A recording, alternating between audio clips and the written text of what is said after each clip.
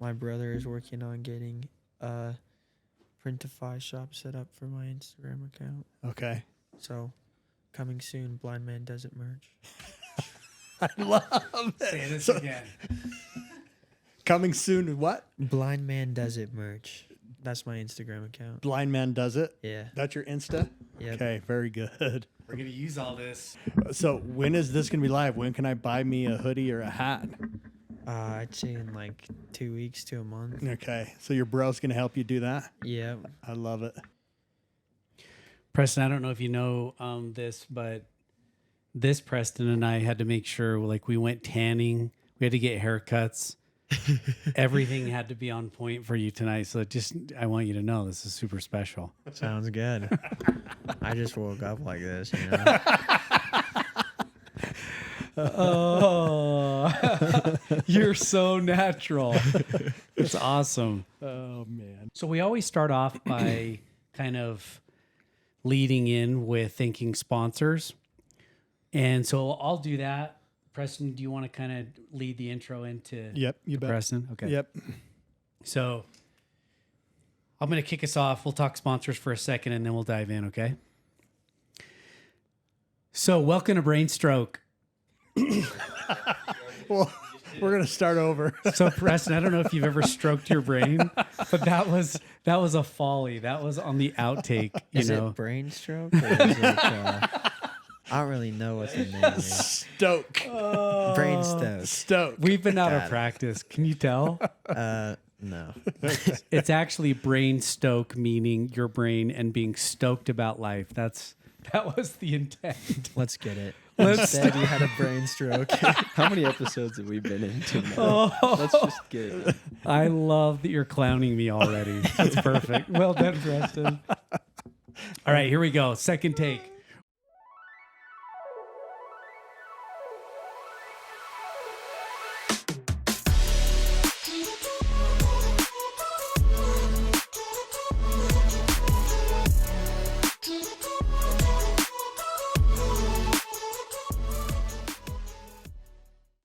Welcome to Brainstoke. We are live from Bountiful tonight.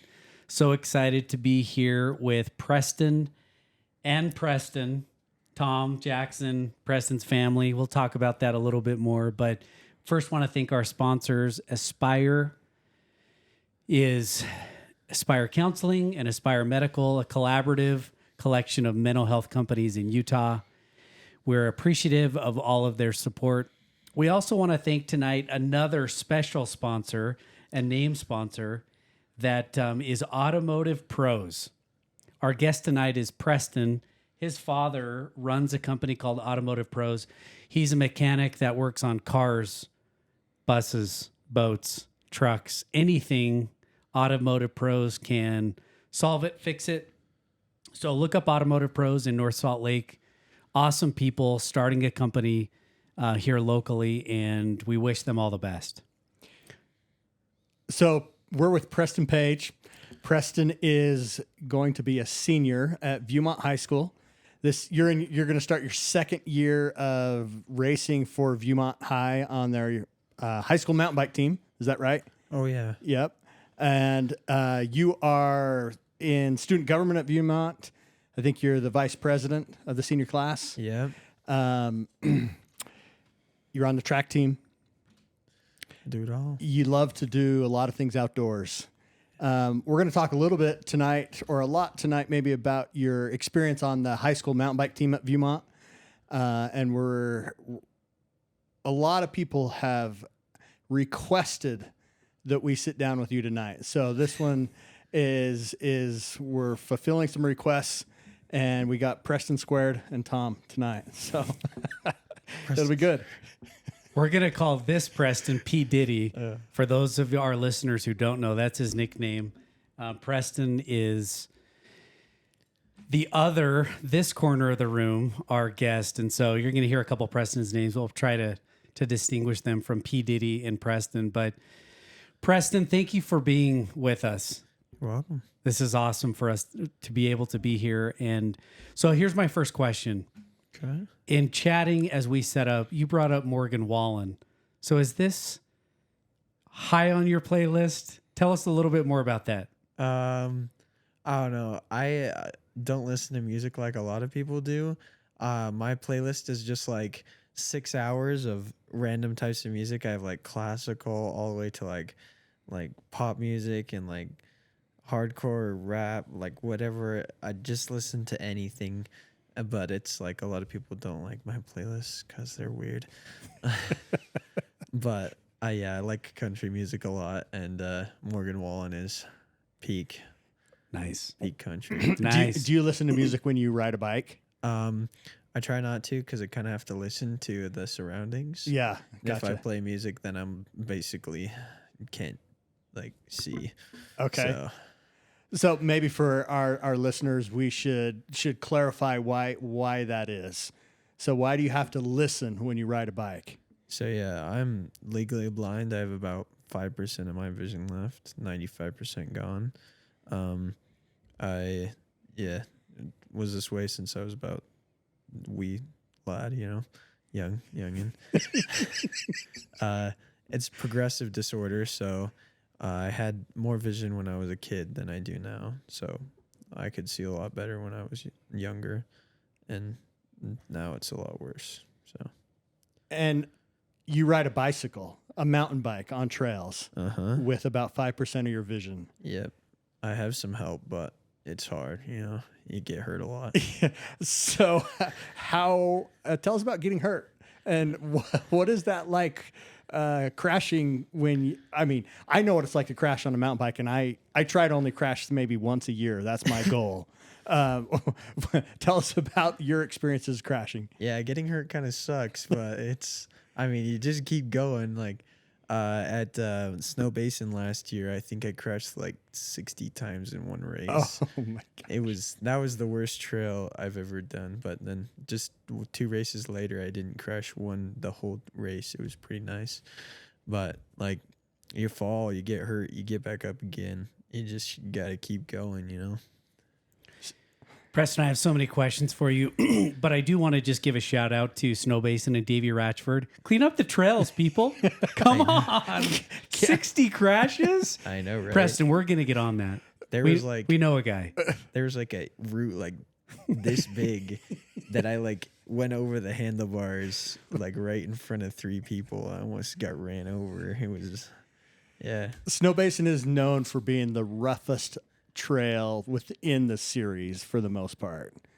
And unfortunately, you sounds like you were the victim of that. I was the victim of Snow Basin, that's for sure. Had to get a mad tune-up on my bike after that race. Oh, man. Preston, I want to take you back to the beginning because as much as we are joking right now and laughing about crashing, this is remarkable to us. Part of the reason that we're here tonight is because a number of people reached out to us knowing that we are a sponsor of Utah High School Cycling League, NICA Utah. And many people have said, you got to go get this story, recorded. And so if you don't mind, take us back to your childhood, when you started to recognize vision, as a challenge and how it's progressed, to this point. But also take us through your childhood, your family. You're motivated, you're driven, despite not being able to see. Sports, outdoors, staying active has been a part of your life and who you are. So take us through that. Yeah, so when I was a kid, I'd say like 2nd grade, I had problems like seeing the board in class and stuff like that. They just put me in the front of the classroom like, oh, you can fix it that way. But it's not always, So like the first time my mom was like, oh, we got to go get you glasses. So we went into the eye doctor and they were like, they did some tests and they were like, oh, here's your prescription. They gave me glasses. And then we like on our drive home, my mom was like, look at the mountains. You can see the trees, right? And I was like, there's trees on the mountains? And she was like, wait, what? And so like that was when we knew like, oh, there's probably something more wrong with my vision than just he needs glasses. So from there, it went on to like eye doctor's appointments after eye doctor's appointments. Like every 3 months, I'd go into the doctor to get new prescription because it wasn't helping. We went to specialists at the U of U, stuff like that. And after like 2 years, we finally found a doctor that diagnosed me for cone rod dystrophy, which is what I have. It's progressive eye disorder that deteriorates like basically your whole eye. So that just you slowly just go blind. And so that was hard about when I was about 9 years old. I just it was hard for me. Like I was sad about it for like a year. I didn't want to do anything. Like soccer was getting hard for me. Sports were just, and I felt like I was losing my life. But then I don't know. I had a Braille teacher. They started teaching me Braille when I was about 9 years old, and she was like, "It doesn't matter that you're blind. I've been blind my whole life. Like, you can do it. Just like get out there, do what you want to do, get the motivation, do it. Just be disciplined and get it done." So I kept playing soccer, keep going. I was living my life and didn't let it stop me, you know? What's the name of your Braille teacher? Do you remember her name? Anna Jeffries. She was on Random Acts a little bit ago. She's a pretty inspirational person. Sounds like it. Sounds like she's awesome. Yeah. We often hear in these podcasts how teachers and educators have had such a positive impact, you know, on student athletes and people as they grow up. Are there other teachers that you can remember that you'd recognize or give a shout out? I know your mom here is probably the ultimate teacher and, you know, being by your side and your parents, but anyone else that you can think of or remember? Yeah, it wasn't actually like a teacher, but like where I used to live in Vegas, we had a scout leader. His name was Brother Custer, or what was his name? Yeah, Brother Custer. We'll go with that.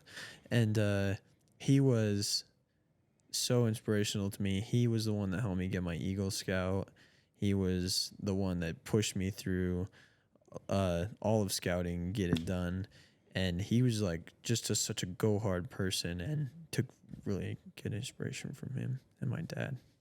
But It sounds like that those people who were inspiring and that kind of, I don't know if you would call them stern, but they were, hey, don't worry about the obstacles. Don't worry about the things that could, you know, set you back. Just keep going forward. just get it done, you know? Get it done. It feels like that's kind of your mentality when you're on a bike too. Yeah, just get it done, you know? So you had to tell yourself that 60 times at Snow Basin each time you got back on the bike? Yeah, kind of. Yeah, pretty much. Every time you get launched off, you just keep going. Get it done. Get it done. I Yeah. like it. When did biking enter the equation for you?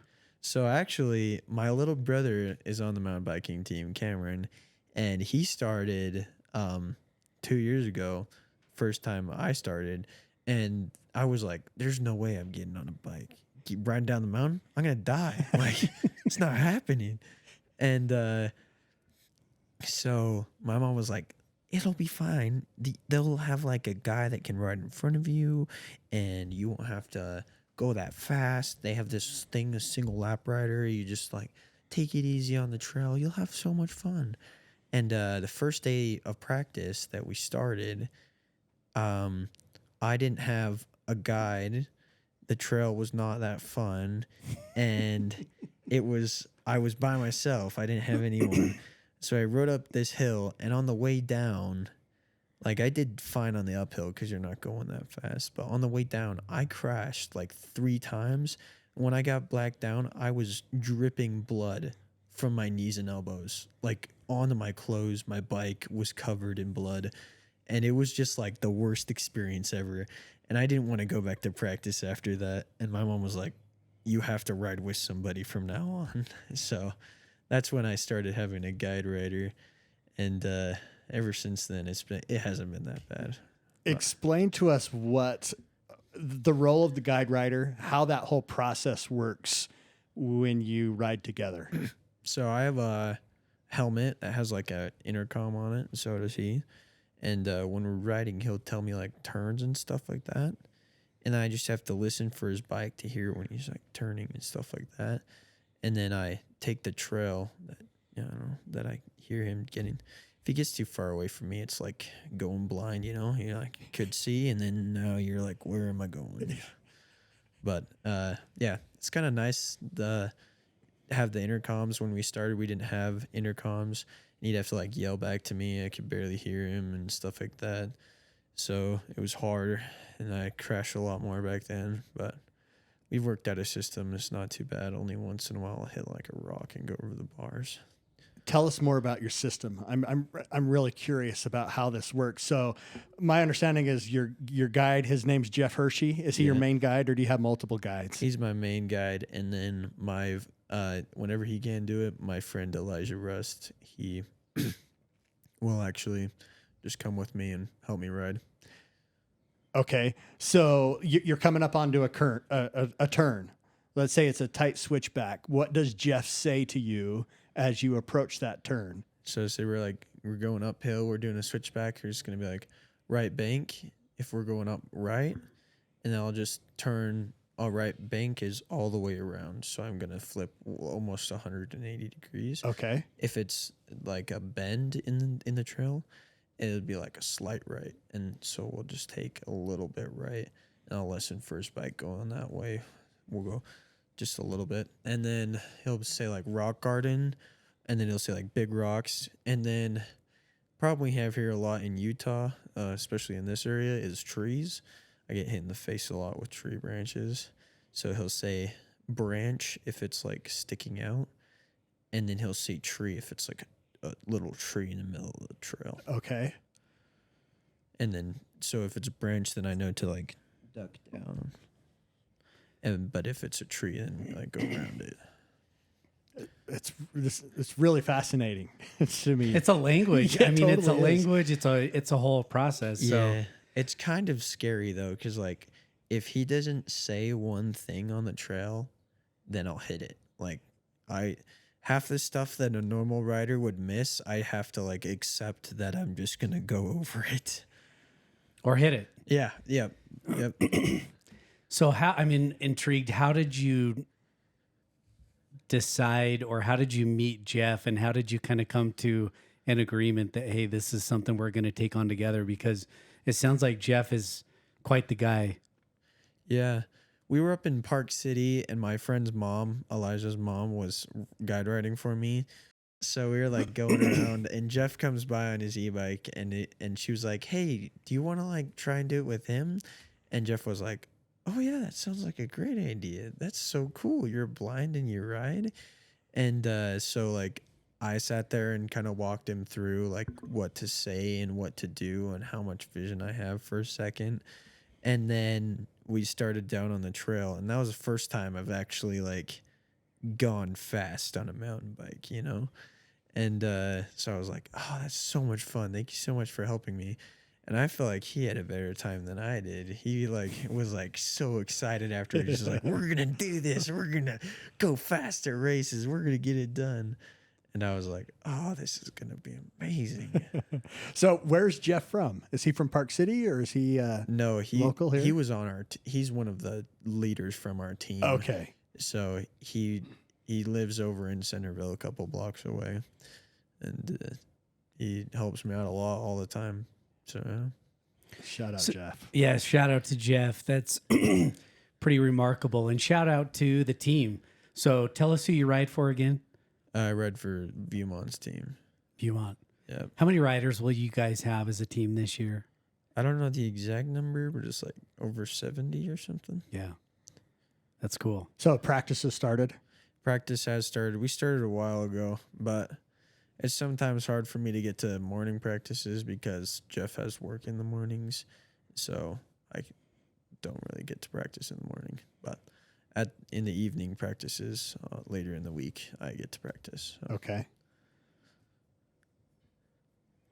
I'm just like I letting know. I'm letting this sink Thinking in. through this all. So, Preston, what's cool is that we get to hear all these amazing stories as we do this. It's the funnest part of doing a podcast is getting to hear these remarkable stories. And the thread through all of them is remarkable people, right? I mean, you're doing incredible things. I'm just thinking in the last night, I coached the Devo team at Morgan. I was there, and what kids who have all their sight and what they were, complaining about at practice was like, hey, it's too hot and the grass is too long to ride on. That's and trail I'm just braille. Trail braille, that's what I call that. Trail braille. When it goes over the trail so it hits your legs, it's trail braille. Do you like trail braille? Yeah, it's actually kind of helpful. So awesome. Okay, here we go, right? So this is the thread of struggle and stoke, right? Because so many kids are like, hey, mountain biking is a struggle. The weeds are hitting me in the legs, branches are hitting me in the face. And Preston is saying, that's trail braille. That's what comes with that's what happens when you get on the bike.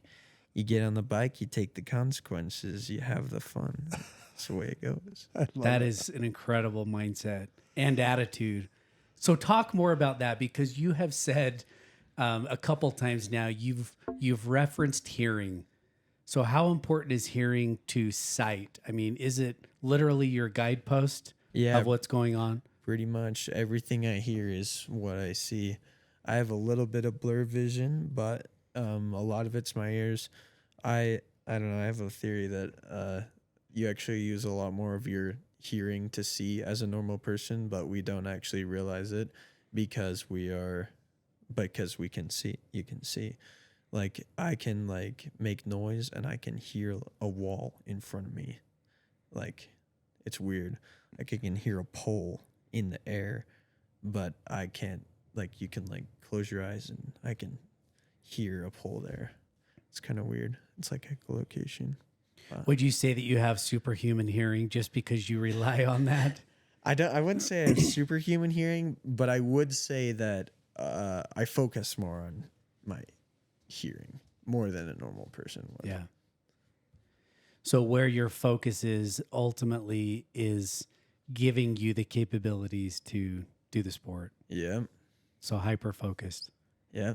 You got to pay attention. So that explains why when you're following Jeff, you can hear his bike go through a bank or through a turn. He's going left or he's going right. I'm guessing you probably know how far he's leaning on his bike even. Yeah, pretty much. I can kind of tell when he, because the way the noise changes, your sprocket and your cranks make noise when you pedal and turn. So if it changes from like this to this, you can hear when he turns and stuff like that. Wow, it is amazing. That's amazing. Can you hear when Jeff had too much ice cream the night before? And he's like, I can barely get up this hill. I can't. And you're like, Jeff, come on, man. Jeff actually has an e-bike, so he's a cheater. But it was a funny story on that. Yeah, it was hilarious. We want this. He has an e-bike and he rides it and he says, I put it in eco mode. And so it's about exactly the same as a normal bike, because his bike weighs about 50 pounds. And so he puts it in eco mode and he's like, it's the same as a normal bike.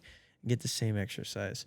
So at Moab, they actually don't allow e-bikes on the trail down there. So to guide, he rented a bike from Gun Threes. Jeff over at Gun Threes is good friends with Jeff Hershey, and he set him up with a bike for the race so he could help me out. It was like full carbon bike. It was super nice, super light. You could pick it up with a pinky, and he was like, "It's basically exactly the same as my e-bike because it's so light." No, it wasn't the same. He was going too slow? Is that what you're saying? He was dying on that trail. It was hilarious. He was like, I was like, all right, Jeff, pick it up. And he was like, we got to conserve our energy for the rest of the race. Deep down, he was trying to survive. I still give him grief for that. But, Jeff is loving this going viral. Oh yeah, it's all out there now. The transparency. So Guthrie was helpful. Yeah, Guthrie is so helpful. They set me up. They gave me some good help on getting my gear, my elbow pads, my full face helmet, all that stuff. My bike. They helped me get some of that stuff. Yeah, shout out to them. That's cool that they're supportive in that way. Yep. So tell us about that. Tell us about the bike that you ride. The gear that you need, and your lineup is probably pretty cool. I have to get some pictures of you. Yeah, so I actually ride a Trek Fuel EX5 with tubeless tires.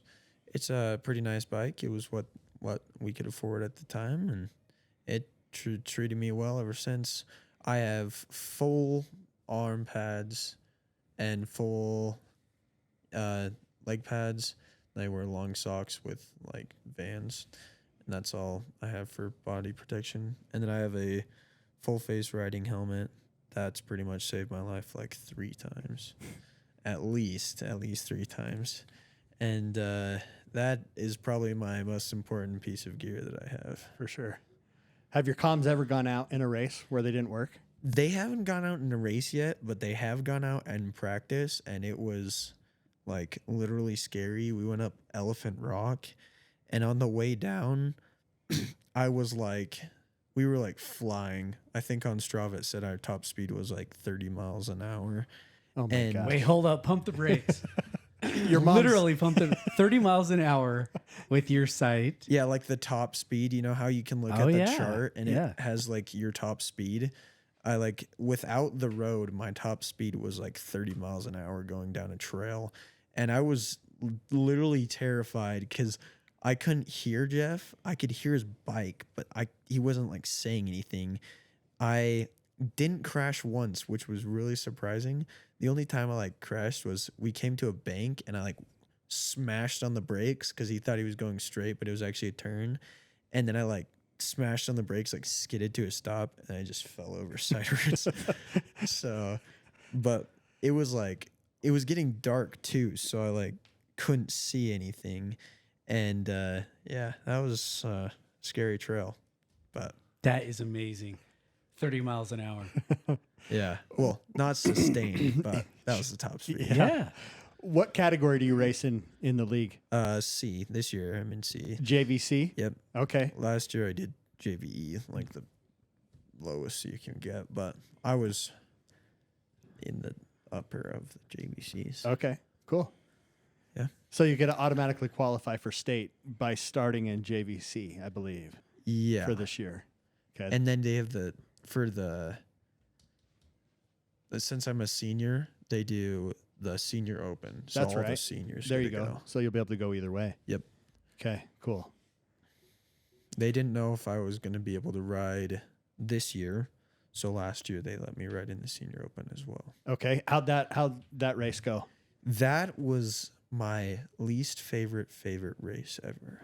How come? Because so around mile 4, I hit a ditch in the road, they said, and I flew about 5 to 7 feet and I smacked my face into a rock. I scraped up my knees and my elbows through the pads, and yeah, I had to pull my lips out of my braces. My chin guard came all the way and smacked me in the face, and that was like the most painful thing. I like the second I hit, I was like, oh. And Jeff says he still remembers my head going on the rock, but the second it happened, I got back up. There was a medic there because they had seen a couple other kids crash there. I got back up. He said, "Take off your helmet. I'll check you out." And so I took off my helmet and I was like, "All right, can I keep going?" He's like, "Wait a second." And so he was like, "All right, you look fine. Nothing's broken." So I put my helmet back on and we kept going. And that was about mile 4. I did, I think, 9 miles after that, almost 10 miles after that. And that was the hardest race ever. Crashed 4 times after that, slipped in sand, stuff like that. And I don't know, just by the end, I could barely, like my hands were locked onto my bars. I could barely shift. When I got back, I almost passed out in the boost zone when you get back. They took me to the medic station and my whole body was shaking. Like I couldn't stop shaking. So when I crash on a mountain bike, it takes me probably a couple weeks before I feel like I can really let the bike run again. Yeah. And what is amazing to me is that you don't seem to experience that. You're not gun shy after a crash. You just jump back on and keep going, and you crash again, and you jump back on. You got to get her done. I was a little gun shy after state. coming back because I didn't ride after that for like 3 months because it was like the end of the season. So I was like getting back on the bike. I was a little nervous to get back on, but I mean, I did it. I'm back on this year. I'm keep going. And when you're on the races, you're on the clock, so you got to get back up and get going. I love it. You're the Preston, are you competitive?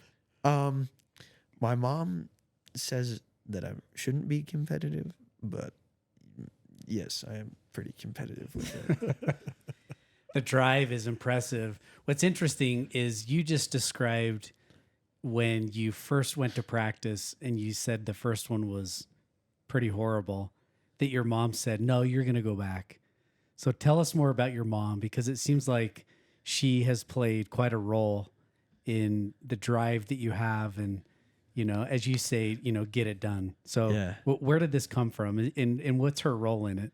So my mom actually like is terrified of me being on the bike, but she knows that it's like something that's good for me and I gotta do it, get it done. So she worries about me every time I get on the bike. I don't know. I'm like, I'll be fine. I have people there. If I get like broken bones, they can take me to the hospital. But I don't know. She's really supportive to me and really is one of the major helps in why I can even do this sport. She paid for my bike and paid for me to be on the team, stuff like that. So she's basically the reason that I can do this. Get out here and get it done. Moms are pretty awesome. Yes, they are. Yeah. Tell us more about family life. How has just your upbringing and the vision and the sight impacted family? Because if you're mountain biking, it seems like you can still fight your siblings pretty well. Yeah, I would say I've had a pretty good family life. My family's amazing. I would say when you live with people, they do forget you're blind a lot more than you would expect. So Not a lot of sympathy from your brothers. no, they don't give me any sympathy. I'll tell you that. Especially my older brother. He's like, you can do it anyways. So I guess in that way, he's a motivation and like, I don't know. Antagonist. Yeah. But he's super fun. He's the one that got me into going to the gym and working out, stuff like that. And I don't know, my family's always been super helpful with all my blind stuff. My mom has fought for me to get Braille. In Vegas, they didn't want to give me anything. Like, they didn't want to help me go, like, learn Braille. They said, you can ride a bike. You don't need any of this. So, but, I mean, I'm blind and still need it, you know? But That's remarkable when you think through that you have a guide who can help you on a bike, you can ride a bike. But when it comes to reading things, school, those, you know, those kinds of things. So yes. that's a different level of help, right? So are you, you know, forgive me for asking the question, but are you fluent then in Braille? Meaning, are you totally literate from a Braille perspective? I'm okay at Braille. I should be better. I should practice more and get better at it. I have a class at school I take every day. I go in and I practice Braille and stuff like that. And screen readers for my computer, and it's basically just a class that helps me be more proficient as a blind person. But I can read Braille all right. I'm not like cracked at it or anything. Yeah. How do you do in other classes? Yeah, that I'm not like the best student ever, but this year has been really helpful. They just got me set up with JAWS, so I can actually complete my homework somewhat independently. Before, my mom actually had to like read me every assignment. Sophomore year, I took history class, Mr. Swenson. Every assignment had like 15 book pages that we had to read. So it took us like an hour and a half to complete just like the smallest assignment. And that was just like a miserable class, but he's a good teacher. So you're in student government, right? Yep. You're the vice president of the senior class. Uh-huh. Did you have to perform a skit in front of the school when you were running for senior class office? I did not. They actually mandatorized it, or made it mandatory that you just said like a speech and they recorded you. So I did a speech and I said some stuff. I was like, vote for the blind man, and stuff like that. I had some pretty funny posters. It was like, I can't see you not voting for me, stuff like that. They're like, I'll lead you into next year. It's good stuff. Well played. Yeah, absolutely. So you can play this up, right? Yeah. Yeah, you play this up. I get my money's worth. When does it become a benefit in like school or other things where you're just like, hey, I couldn't see it, or what's your version of the dog ate my homework? There's very few times where I'm like, oh yeah, I'm blind, so I can't do that. But like, there is like when taking notes in class that I literally can't do that. So the teachers get to give me the notes for the assignments. So that's the only where it's like, hey, I need the notes because I can't see. So, but can you read them? No, I have to have them like typed up, and then my screen reader will read them to me. Okay. So even at home, hearing is paramount in terms of your ability to get the work done. Yep. I get around my house pretty well because I know the layout, but if people move furniture, then it is a nightmare. Or if it gets messy, I just trip over everything. Okay. But hearing, I'm just trying to think through, being a student in high school, and in order to complete, the assignments, having to listen to all of them. So, it's like a world of audiobooks and listening. It's a lot different. School is like 10 times harder because you don't realize like how much that you have until you don't have it. And so like in my life, I just have to figure out the best way to do, like, to barely make it to be proficient.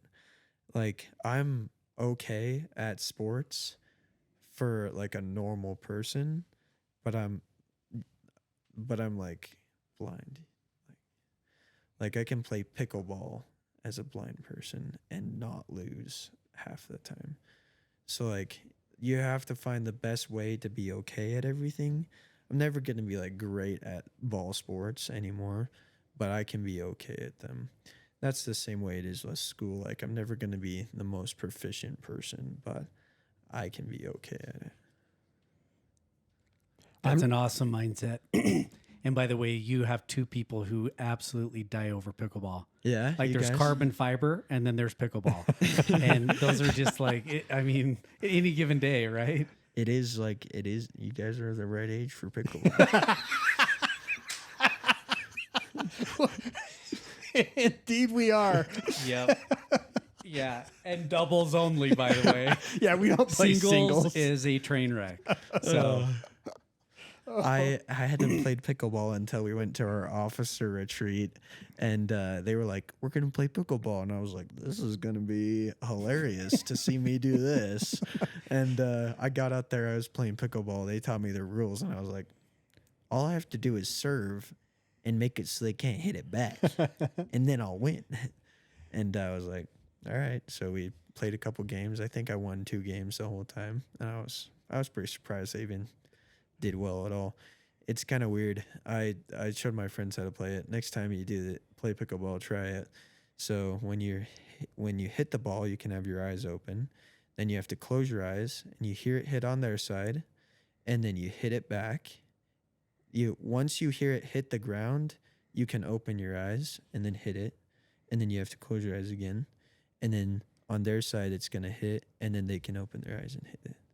So basically, for me, how I do it is they'll hit it across, they'll serve it, and then I'll hear it hit on my side, and then from there I have to make like a geometry from where they hit it to where the ball hits to where it's gonna be to where I can hit it with my paddle. All ears. Yeah. Ugh. So perceiving where it's going to be. it's kind of weird that I can even hit it, but it's like they hit it and then it hits the ground and then so if they do anything fancy like spin it, it's just like, nope, I'm not gonna be able to hit it. Straight up, they got to play you straight up. Yeah, they got to be like, all right, that's it. That is remarkable, even that you think through those steps in order to do it, which is cool. Yeah. Preston, take us back, if you don't mind, to 9. 9. You mentioned 9. Yes. That there was a point where you were told about your sight, and you said that whole year was just, it was rough. It was rough. So, and I know you're young at 9, but if you could go back now at, are you 17? Yeah. 17 years old and coach your 9-year-old self, what would you say about mindset? Yep. I'd say mental resilience. That's my motto right now is you have to be resilient because in your life, bad stuff happens to good people. Bad stuff happens to everybody. You have to be resilient to the point that no matter what happens to me, I will get this done. It doesn't matter if I get my legs cut off, I will still do this. What I'd say to my 9-year-old self is, this is not a disability. This is a trial that you can get through. Nothing's going to stop you if you put your mind to it. It's awesome. And did that mindset come from your mom, your dad, or your Braille teacher, or where did that come from? I don't really know. I like to watch the Instagram reels right now that are you just do it, you just get it done. David Goggins is. Oh yeah, yeah, yeah. I like watching and listen to his stuff because he's my inspiration. He just goes, he gets it done. He put his mind to it, and doesn't matter what's happening, he gets it done. Yeah, I don't know. It sounds like you practiced it over time. Yeah, that you just kind of dealt with it, when you were young, and as time moved on and you kept trying new things, you became stronger and stronger at it. Yep. Brain Stoke's mantra is struggle and stoke. Would you say that struggle was part of the recipe of becoming stoked about certain things? Yeah. Meaning you wouldn't have the stoke you do today, like you just described, that just going to get it done. Would you say that your struggle has allowed that mindset to become stoked? Yeah, definitely. I'd say if I was never blind, I wouldn't be anywhere to the point I am today. It's been a huge blessing in my life for motivation.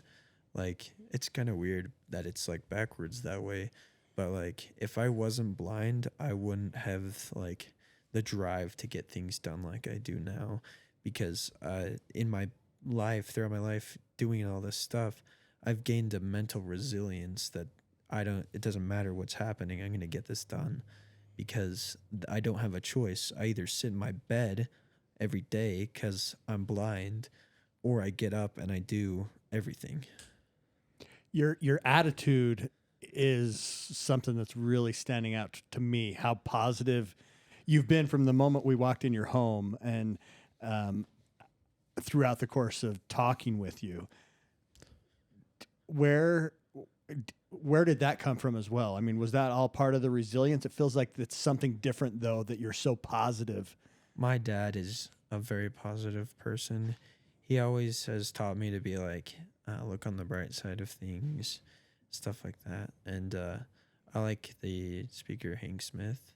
He talks a lot about he has a talk called Trial, Blessing, or Both, and I listened to that when I was a kid, and I just had to try to see my trials as blessings instead of something hard in my life.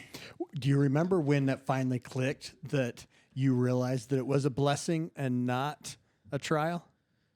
It finally clicked. It was probably 4 or 5 years ago when we moved to Vegas, and I was just, when I started let's say 2 years ago, when I finally figured out that it was a blessing to me, because I figured out that I can help people see that it's not like your physical disabilities, your mental disabilities. Your brain is the most powerful thing, and you can get through anything. Like that's why I do stuff that's not comfortable for me. Like getting on a bike every time I get down the hill, I'm like kind of scared to death. But I do it anyways because I know that doing it could help somebody else see that they can do it. Like you can do anything. Super inspiring. Even here, you describe, your motive was that it could help other people. There are people who are 45, 50, 80 years old and are still not queuing into, I can do hard things and it will inspire other people to do hard things, And you've learned that at 15, 16, 17 years old, that you can inspire other people by facing your struggle, which is amazing to me. I'm going to take you forward if you don't mind. I took you back to 9. Go ahead. So let's go to 25. 25. Yeah, let's go to 25.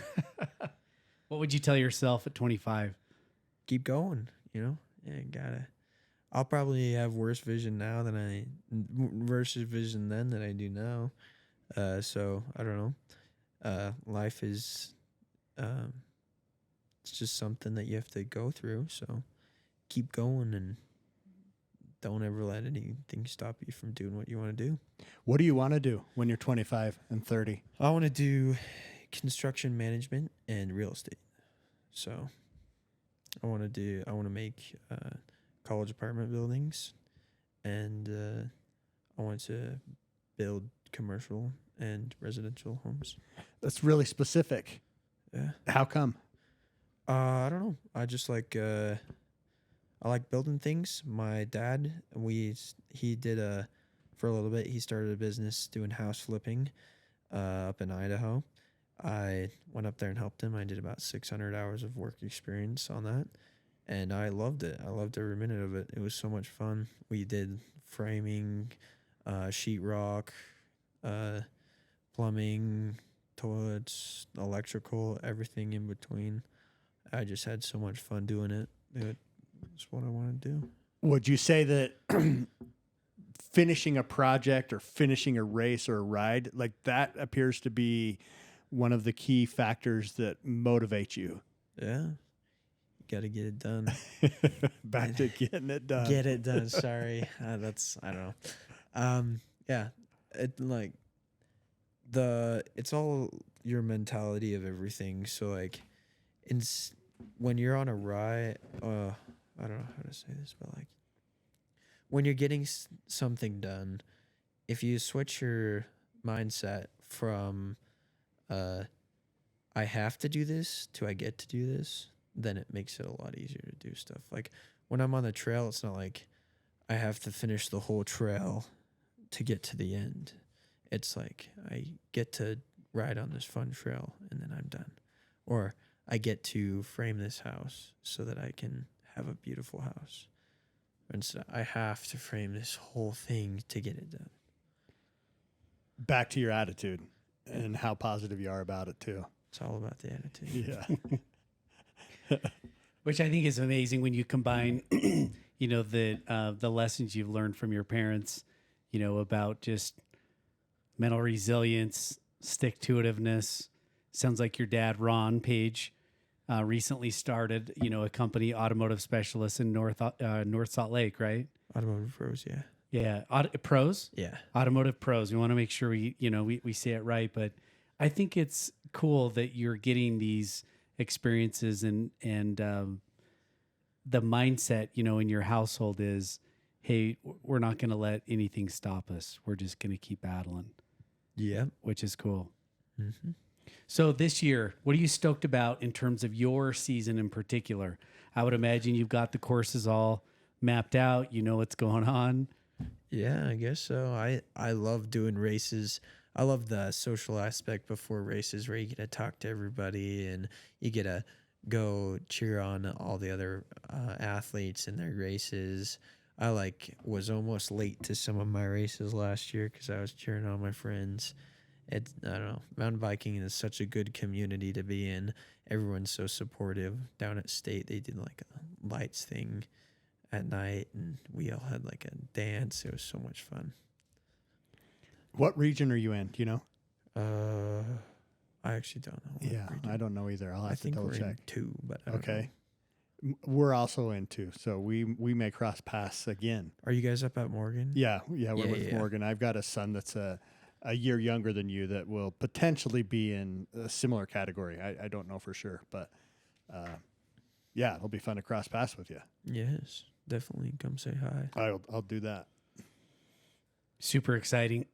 What advice would you give other NICA racers, NICA Utah racers that are getting started in the sport? Practice how you play. So when you're at practice, you need to push it as hard as you do in the races. Like for me, I have to push as fast as I can on the uphill because I'm not as fast as everyone else on the downhill. So I just say, like, go as hard as you can at practice, because the second you get on the trail, that's how strong you are for the race. You can't get better on the trail. You have to put in the work before you get there. How often are you training now, would you say? So I lift every day, and then I ride twice a week. Cool. Amazing. Do you have a buddy that helps guide you if Jeff's not available? Yeah. Is he one of your best friends? He's one of my best friends. Yeah. Okay. Elijah. He's really good at describing the trail. He talks really fast. It's kind of blind people. They listen to all their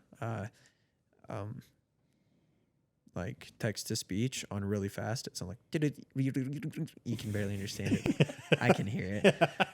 So you like it that he speaks fast. Yeah. Because then I get a lot more information. You know what I mean? Yeah. The faster you go, the more information.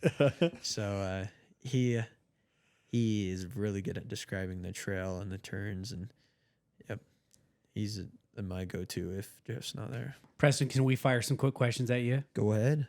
Where's the best burger in town? The best burger? I don't know. I love Five Guys, and then like 3 years ago, I had an amazing steak burger at Texas Roadhouse. But go-to, I'd say Five Guys. Five Guys. Are you a regular cut fry guy, or are you a Cajun guy? I like the regular cut fry. Okay. The Cajun's a little bit too spicy for me, but Five Guys fries are supreme. Best mom's meal. Best fries. My mom dies for the Cajun fries. We'll be like out to eat somewhere, and we'll be like, "What do you want?" We'll like get taco time, and then we'll get like Cajun fries with the taco time. I'm with you, Mom. I'm totally with you. Yeah. Are you a let's get a bag of chips, or are you a sweets guy? Are you a salty or sweet guy? I'm a bag of chips guy. I don't eat much sugar. I haven't had a piece of candy in almost 3 years now. What? Yeah. A beacon of discipline. Yeah. You got to get it That's done. amazing. Are you Are you a Pringles guy? What are you? What's your chip of choice? I love Pringles, but that's not my go-to. Okay. I like so many different types of chips. I like Lay's, and but I'm more of a cracker guy. That's my go-to. All the Ritz crackers, chicken and a biscuit, Oh, the buttery crackers. That's Yeah. where you're talking now. Cheez-Its, and fishy crackers are my all-time kryptonite. Period. Do you eat those at church too? Yeah, I do. Sneak them in. You steal them from the kid I have from behind you. I have like a bag in my suit, and I just like, you know what I mean? Awesome. Preston, do we dare talk about the ladies? I don't know. Go ahead. Sure. Why not? Do you have a girlfriend? I don't have a girlfriend, All right. Just checking. but I go on a lot of dates. Do you? Yeah. Who drives? Either my mom or my buddies. Cool. Yep. So you can't drive. I cannot drive. I have not been able physically, like my eyes have been bad enough that like when they diagnosed me at 9, I couldn't drive. Like I haven't been able to drive like physically since I was like 6 or 8 years old. Yeah. That's how bad my vision is. Is that hard for you mentally? I mean, do you feel like you're missing out on something there? Some days I'll be like, we'll be somewhere and I'll be like, I wish I could drive. Most of the time it's when we're like off-road power sports stuff. But Yeah. most of the time I'll just be like, hey, can I get a ride? And it's just my life. So I just accept like, that's the way it is. It's part of the deal. So, yep. Okay. And yeah, it's annoying sometimes, but Yeah. Are you into a series right now? a series Yep. of what? Anything? Series on Netflix? Oh, I Are don't- you do you have a certain set of movies, anything that you're into media wise right now? I don't watch that much TV. I like to watch Grind Hard Plumbing Co. on YouTube. They like build cool stuff. They just recently built like a jet boat that's tiny, like it only fits one person. And then they'll, the little Power Wheels cars, they'll take those and put like a 600cc engine in it. They like ramp it up so it's got this big suspension. Looks hilarious. They're in a little Barbie car. It's like sending it through the woods. But That's awesome. when I watch TV, it's like this. Oh god, that's what it looks It like. has that to be what that it- close. Yep. And then even at that, it's like a blurry mess on the screen. I mean, just watching you do that. Have you ever used VR? Have you ever put on? I have a lot of people think like, oh, it's like right up close. But the thing is with VR is that it's like a projection that you could see it out there. Yeah. So it's still like minuscule on the screen. So I can't see it. Okay. What else are you into these days? My dad just started a business, as you know, so I like to go down there and actually help him fix cars and stuff like that. I really enjoy that. A couple days ago, I did a CV axle on a truck, and I like to. My neighbor, my brother's friend, just gave me a dirt bike that was broken, so I've been fixing that up. Just need to get some new parts for it. Get it That's going. cool. Yeah. Best blind joke. Best blind joke. Yeah. I have a lot of blind jokes. Okay, let's hear it. One of my favorite ones is why did the blind man fall into a well? Because he couldn't see that well. You know what I mean? And then Is that a dad joke, bro? that's pretty much a dad joke. Your sister's barely cracking a smile.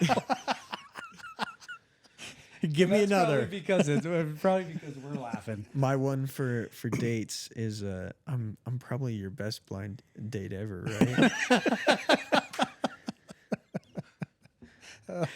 Oh, keep it going, man. That one's you got the pretty mic good. rolling now.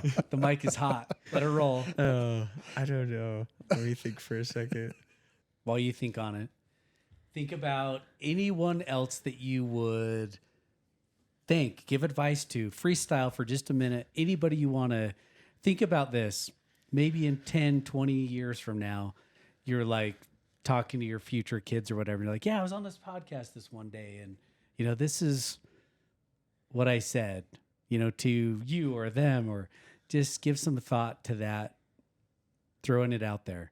You probably don't have a lot of voice recordings of yourself at this age. I don't. I have zero, other than a couple things I probably shouldn't have said while I was playing football and my parents recorded it. So think about that. Just a voice recording of yourself at this stage.